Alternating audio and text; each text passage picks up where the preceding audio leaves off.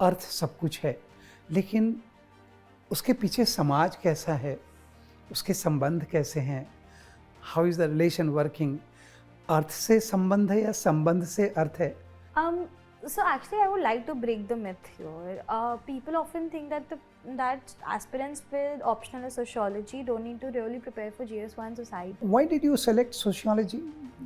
So there were two reasons for me selecting sociology. One is, so I completed my graduation in 2019. I've been working since then. So I'd already lost touch to a lot of my economics. What did you feel here in next IAS? My faculty mock also and my proper panel mock also. And the feedback was very actionable. Yeah, heartfelt congratulations, Mudita. So it is really great job done.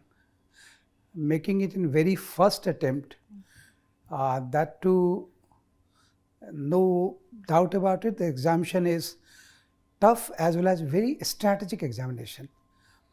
So I would like to know, on behalf of all those who are now watching you, because till last year you had been watching others, now you have turned the table and the people at that side, they are watching you now. How did you cover this journey in such a short span of time? Please tell us.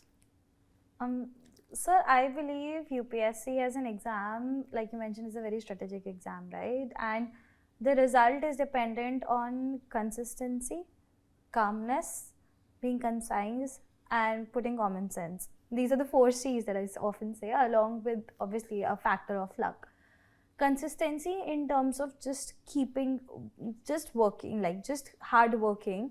And I'm not saying like 10 hours or 12 hours every day, but as in when the demand is, then just following that. 2 is being concise about the resources that you follow. So overcoming the trap of FOMO, just because there's so much material in the market, and sticking to those resources, revising, and actually then recalling them in the paper is, I think, one of the most important things which people don't focus on. And at the same time, being concise about the tests that you're giving. PYQs are much more important as compared to anything else, because they show what UPSC is going to ask. And that is what I focused on a lot. 3rd is being calm both physically and mentally. Mental health is equally important, and physical health, like I used to work out every day till like 1 month before my pre, just because I knew that I needed to refresh myself. Oh, great. Even if it's like 30 minutes.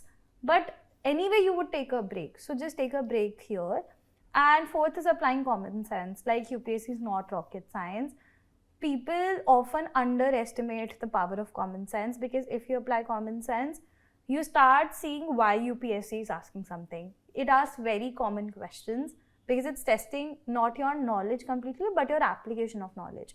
So understanding the demand of the question and addressing that demand is what most aspirants are not able to do. So those are the 4 things I focus on. Great. Professionally, hardcore speaking, it is almost my 3 decades in this profession, including my service experience as an IPS officer. So I would say the way you are speaking, that to the point, 4 pillars of a strategy, real compliment. Thank you so much, sir. It's really nice to hear you this way, not for sake of saying just I'm saying so, real it is.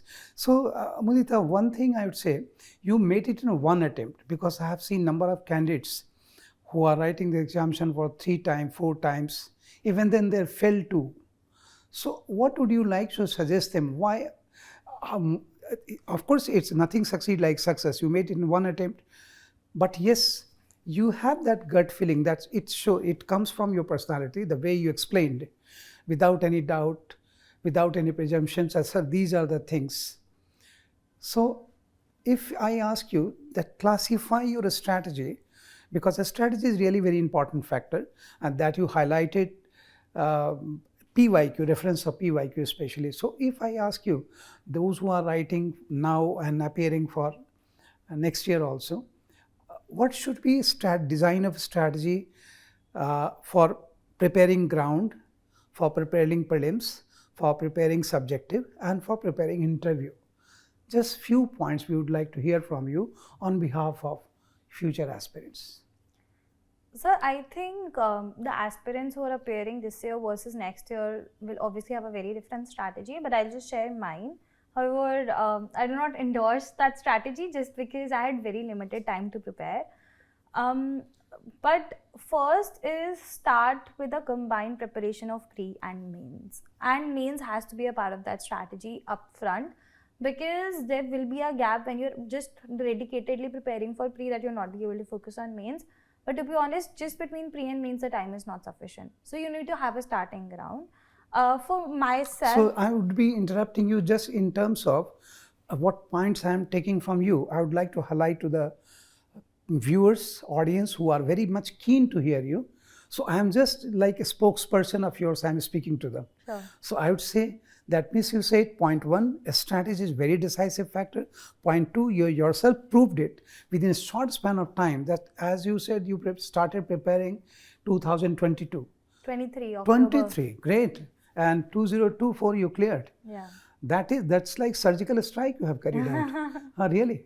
Without collateral damage, without much wastage of time, everything, mobilize some resources, job done and got back. Fantastic. Now you classify them in terms of prelims, in terms of mains, in terms of interview, but you highlighted your preparation should be from main to pre direction, Yes. what I could make out. Yes. Now you please explain. Very nice. Sure. So how I started was, because I had never looked at basic resources also earlier. So I enrolled in a crash course, a very short 3-month mains crash course, when I actually didn't even understand what UPSC is.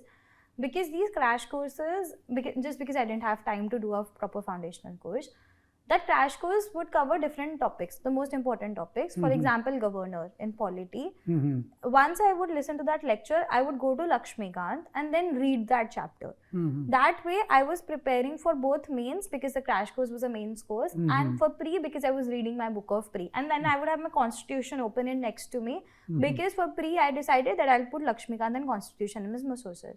So that's how I started preparing. First 3 months, my focus was on this and my optional. That means you supplemented your soft copy from hard copy from soft copy. Exactly. So supplementing each other. Very nice. Yeah. So I know aspirants often fare doing multiple things at the same time. But honestly, it's not a linear progress. It has to be a multidisciplinary approach of studying. Point 2, multidisciplinary approach.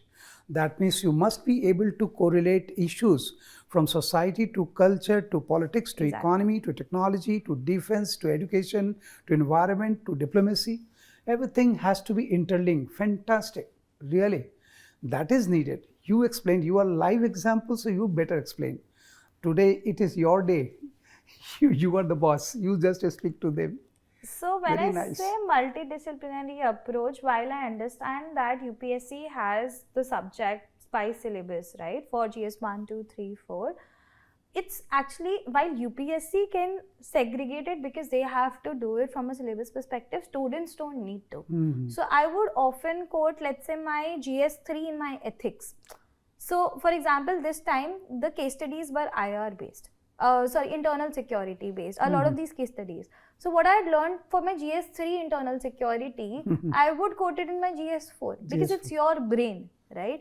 So you need to start, and that comes with revision. This multidisciplinarity comes with revision and revision instead of following a lot of resources. So that's the first thing that I did. For pre specifically, I started studying from January because the pre was supposed to be in May, and I realized that maybe I need 5 months because I'd never prepared for pre. So You never prepared for pre. I never prepared. Point to be noted. She did not prepare for pre. It does not mean it should be clarified to you professionally. I am just today like her spokesperson I am speaking to, frankly. That means she's asking you to do, suggesting you to do that you should prepare on mains level. Once you are prepared on mains level, analytical level, conceptual level, you would be able to answer all the questions of prelims level also, because 2013 onward, most of the questions in prelims are analytical and conceptual, list factual. Very nice, very nice. Yes. You explained further. So for pre, what I started doing was, one, because I had covered my basic sources between October to December, like I mentioned, reading Lakshmikant, Spectrum, etc. I started revising that, and then I started adding to pre-specific resources. So there always are going to be certain pre-specific resources and certain main-specific resources. So I started adding to pre-specific resources. For example, one, I again enrolled in another crash course. So I have studied my journey through crash courses. So I enrolled in a 4-month crash course. So honest confession it is. Good. So I enrolled in another 4-month crash course which had both static and current affairs. So what I would do is, because I had covered my static once, I would listen to this so that I start revising. And then again I would do a revision. So this way I did 3 revisions very quickly, right? Because I had an audiovisual format and a written format. And second, which I think was the most important, is I spent a lot of time doing PYQs, because people think that if you've done PYQs once, that's more than enough. It's not true. Every time I would do PYQs, every time I would find new things in the same PYQ. For example, one is if there's any option that UPSC has ever mentioned, but let's say it's not even the right answer. You need to know why is it there. It's probably there because it was in the news. And it's a high chance that UPSC will repeat the question. Not repeat the question, but like the dimension of the question. Dimension of the question, yeah. That's one. Second is analyzing what were the most important topics that UPSC is asking. So I would often go and try to find what are the subject areas. Third is this helps me revise my static again in a different way.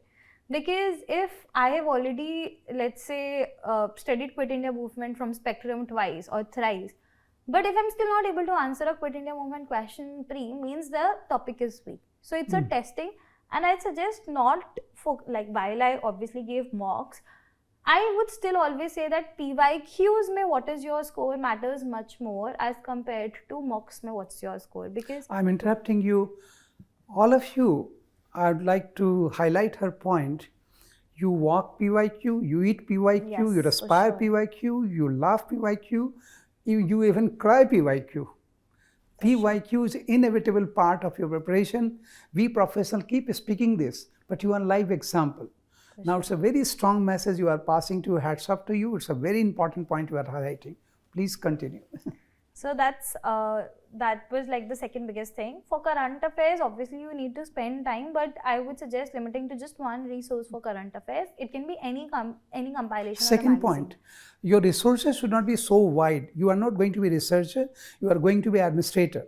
So your resources has to be well filtered, precise, authentic, instead of going for so many resources and getting confused.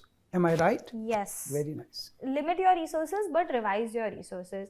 Like, I often hear aspirants say that it's just so difficult to cover even one reading of your resources before pre. 2 things are going to happen. One, you'll definitely not be able to recall what you have read in one reading, because no one has an ideographic memory. And 2 is, even if you do, what is leading to the fact that you're not able to revise your resources? Because either you're taking too many resources, or you're revising them wrong. Revising doesn't mean rereading. There's a difference. So if I'm revising Spectrum, I would start revising the back, like, so there's a summary section in Spectrum after every chapter, for example. I would rather revise that with some additional points that it is not mentioned, instead of reading a 25-page chapter again. It would save at least 1/10, at least, like, it will take me 1/10 of the time otherwise. Got it. So that is what my pre-strategy was. I used to obviously give mocks, etc. Like twice every week is what I used to target, but at least like once a week for sure. And that too was, the focus is, 1, to check how much I know my static, and 2 is to learn from current affairs. Current affairs are too wide, you can never finish them. So keep focusing on static. I genuinely think that there is like a 90% chance you'll clear pre if your static is very strong and current affairs is decent. People try to do the reverse. So I think that was my pre-strategy. Very nice.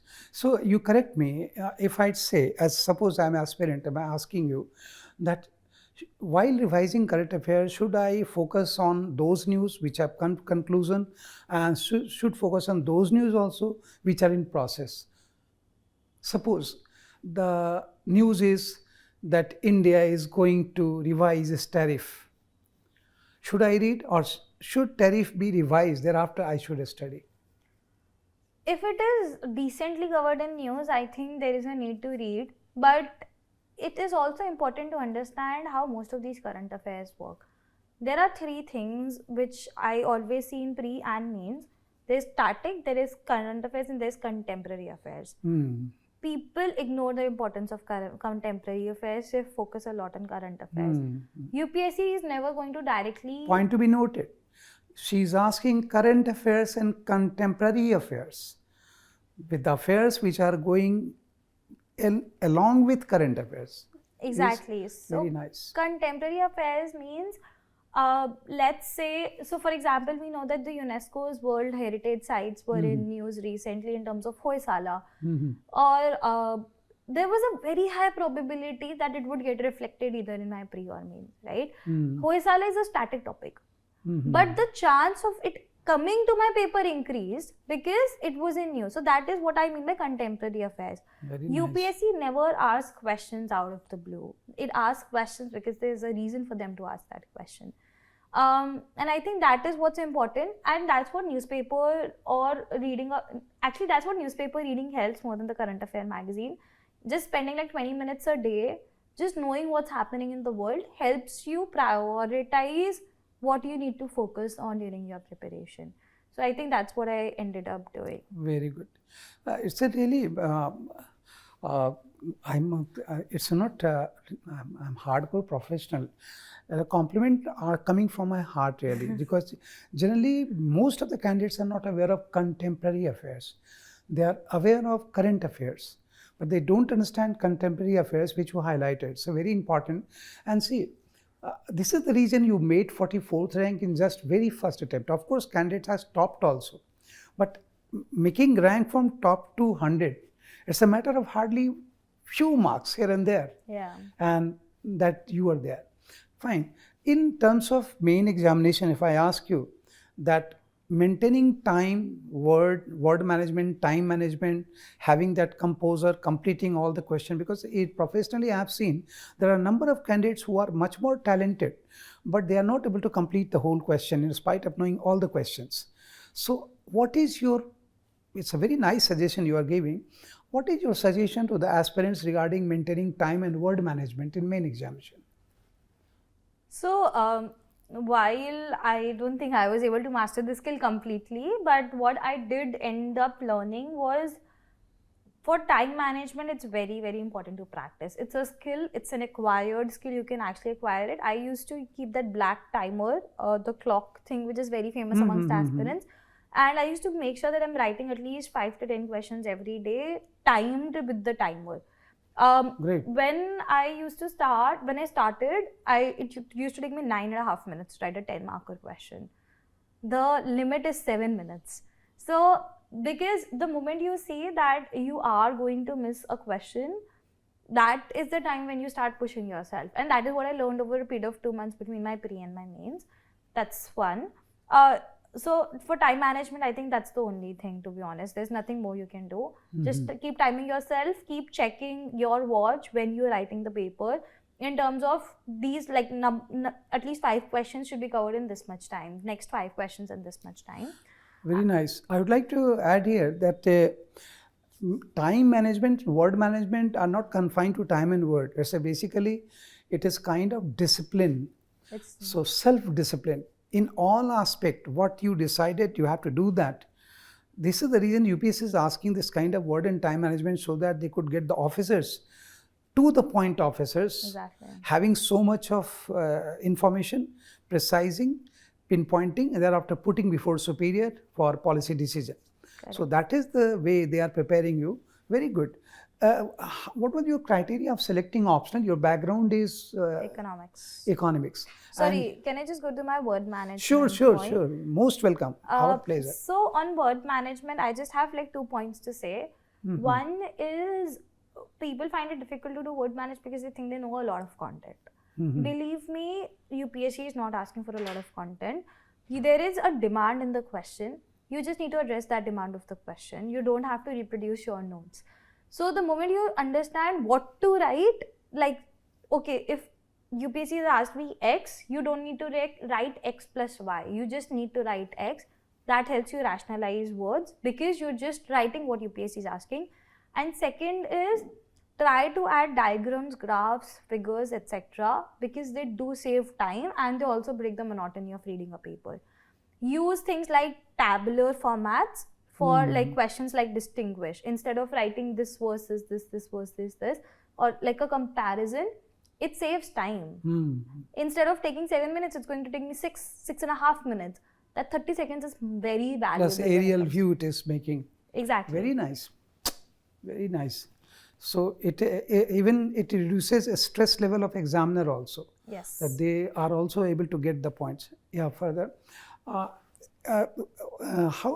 your optional is sociology. Another interesting aspect, you proved yourself you are a multitasker. I'm not appreciating because you have got rank. That's really your personality is reflecting what generally we try to find out of so many candidates. One candidate reflects that kind of personality. That means having background of economics, then opted for sociology. Of course, sociology is not isolated from economics, but that's why you are asking for multidisciplinary approach. And you got IAS, you are going to. And IAS is supposed to be multitasker. You'd be in health also, you'd be in defense also, you'd be in home also. Very good. So, why did you select sociology? So there were two reasons for me selecting sociology. One is, so I completed my graduation in 2019. I've been working since then. So I'd already lost touch to a lot of my economics. Okay. Picking it up would have meant almost rereading and re-understanding. So you have been in job already? I've been working for the last 6 years. Oh, great. So then your own time management is also very inspiring for others. Office hours, then morning only, evening getting time to prepare, and that too in one go you qualify. I actually took a break to prepare. I took a 1-year sabbatical because my job is very demanding. It's like a 10+ hour job every day. So I couldn't study with a job. So I took a 1-year sabbatical, and credit to my company who were actually very supportive of this. But the reason I took sociology is, one, because I had lost touch with economics, and two was when I was working, I started realizing that what I had studied in economics was not completely reflective of what was happening in the real world. For example, there were instances, or there were times that I would feel that maybe like there were pinches of sexism that I could feel. Even not from like my company, but let's say from my clients. So then I started feeling that there's things which are mattering, which are impacting that I don't know of. And when I looked at sociology's syllabus, so I saw, okay, there's patriarchy. So let me understand that in more detail. Or there's like power and authority. So that was one thing. And second, sociology syllabus is slightly more limited as compared to a lot of other optionals. And again, because of my limited time, I just also decided to make this conscious call. I would like to precise your point that already you are precise, but I would say that it's another quality of observation that you have your background.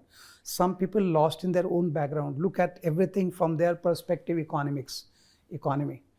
अर्थ सब कुछ है, लेकिन उसके पीछे समाज कैसा है, उसके संबंध कैसे हैं, how is the relation working, अर्थ से संबंध है या संबंध से अर्थ है, ये तुमने ऑब्जर्व करने की कोशिश की, and that made you tempted. Definitely I think, but opting sociology you may have got advantage in not only paper 1, paper 2, paper 3 also, because all the issues are basically social issues. Is it so? So actually I would like to break the myth here. People often think that that aspirants with optional sociology don't need to really prepare for GS1 Society because you think there's a very high overlap. To be honest, that's not true, because an optional paper is an optional paper and a GS paper is a GS paper. I would add a lot more data, facts and committee reports or case judgments in my Society GS1, which is not something which is the demand of an optional paper, because there you need more sociological concepts.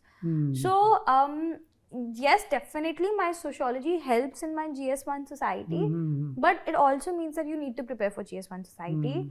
However, instead of like that working from optional to others, I used to use a lot of my GS in my optional in terms of examples. So one thing that I definitely used to do is I used to incorporate a lot of my GS examples in my optional paper. Oh, good.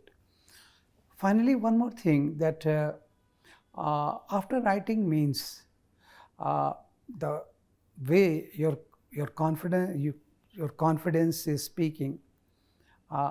Did you expect that yes, you are going to get called for interview? Not really, to be honest, because like I mentioned, so while I've scored decently well in mains, there are many more aspirants who have scored much more. So, and there were like certain papers, for example, GS4, I found it to be slightly more difficult as compared to all of the GS. So I was hoping that I get an interview call, but I wasn't sure. Even after my interview, I wasn't sure that I'll get a rank. So I don't think anyone can be certain. No. You are humble. It's a humble confession, I would say. But professionally, I would say that after coming out of your interview, what is called personality test, certainly there may be some beam of positivity. Yes, you have done.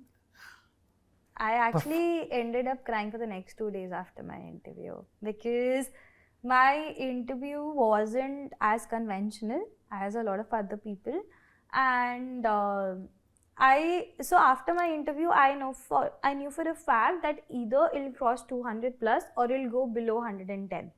There's no in between because either they'll love me or they'll absolutely hate me because they'll feel that she might not be a good fit for bureaucracy. So I was very sure that it could have gone either way. I'm just glad that it worked out in the positive way. Very nice, very nice.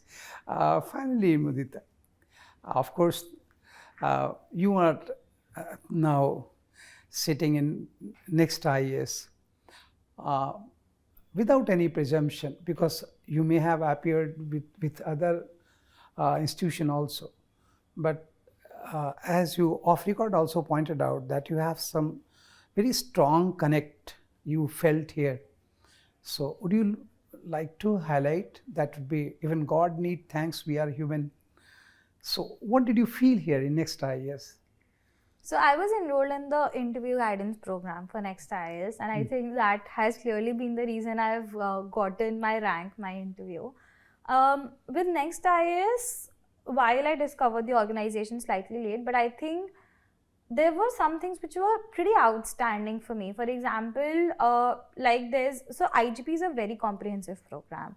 The first part was having that one-to-one mentor session, where I remember sir took like more than an hour long session for me to go through every word of my DAF and prepare probable questions. I think there were like 30%, 40% questions which actually got repeated in my real interview as well. So that is where I started feeling that this organization does invest. Second were the tutorials, so current affair classes that were uploaded for economy, polity, society, etc. by the faculty at Next IAS. Again, the clarity of thought was very, very evident in terms of, like, say, Vibhas Jha sir explaining economy concepts and sharing alternative opinions to the contrary beliefs was something that showed that the faculty is authentic, to be honest. So I think that was very, very interesting. And third was I gave my faculty mock also and my proper panel mock also, and the feedback was very actionable. Plus, actually, a lot of my panel mock questions got repeated in my real interview. So, and I remember like the panel also reacted very positively to my interview, which was a big motivation and a big booster for me, because I think that confidence reflected in my final interview also. So that way, I did feel that they were looking out for students. Wherever there was feedback, I got feedback. Wherever there was appreciation, I got that appreciation. So just investing in every student personally is something that takes time. I must say, nothing succeeds like success, but I would say professionally that what is the decisive point for you, that you are very honest in your statements. One can easily make out that it is not articulated, not pre-designed, spontaneously coming, and that is highly appreciated, because organic outlook that we are missing in present world. So whenever UPSC or any organization finds organic personality, natural personality, honest personality, integrated personality, that is highly awarded. Because of that, you are here and going to Labasna for Thank you, IAS proper training.